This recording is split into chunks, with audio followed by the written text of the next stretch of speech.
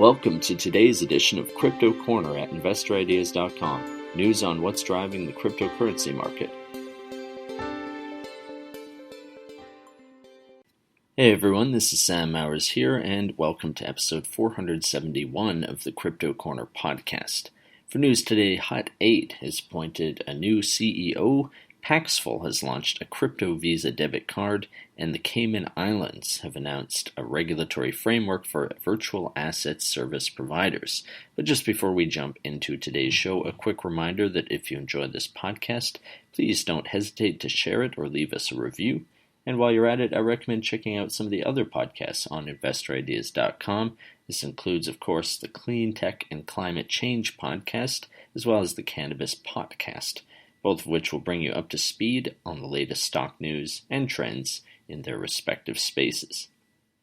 So, over the weekend, Bitcoin fluctuated from briefly grazing a trading price of $14,000 on Saturday, October 31st, to more or less just bubbling beneath that for the rest of that day and Sunday, according to data from CoinMarketCap.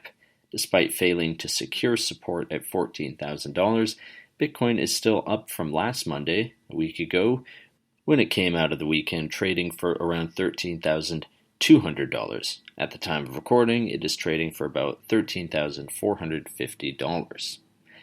Hut 8 Mining Corp, which trades on the TSX under the ticker symbol HUT or HUT, has appointed Jamie Leverton as its CEO, replacing its current interim CEO Jimmy Vaiopoulos, who will return to his former role of Chief Financial Officer in the company on December 1st this year. Leverton, who boasts more than 20 years of leadership in the Canadian technology industry, according to the press release, commented, quote, "It's a privilege to join an organization on the leading edge of an industry that is building the new foundation for technological evolution. As a believer in the importance of Bitcoin in this evolution, I'm honored to join the team as we further solidify Hut 8's place as a market leader and true technology innovator in this space." End quote. Additionally, Hut 8 plans to release its third quarter 2020 financial results pre-market open on Thursday, November 12th, 2020. The Block reports that peer-to-peer crypto marketplace Paxful has launched a crypto Visa debit card for U.S. customers. This card is the result of a collaboration with fintech startup Ternio, with the aim of giving the unbanked or underbanked access to traditional financial services. The card works by converting crypto to U.S. dollars, enabling users to make purchases or engage in banking services like opening a checking account and making withdrawals. Paxful CEO Ray Youssef said, quote, "Whether looking to invest in education, start a business, or simply manage the financial demands of everyday life, there should be a viable option for everyone across the globe." End quote.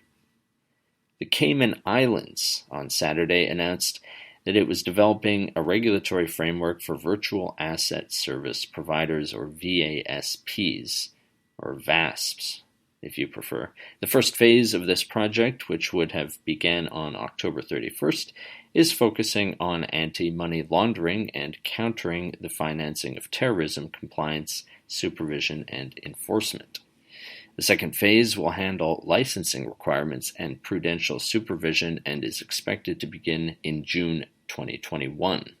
The government's Ministry of Financial Services, which issued the press release, believes that in taking this project on, the Cayman Islands' ability to regulate and attract persons and entities that deal with virtual assets as a business is now strengthened.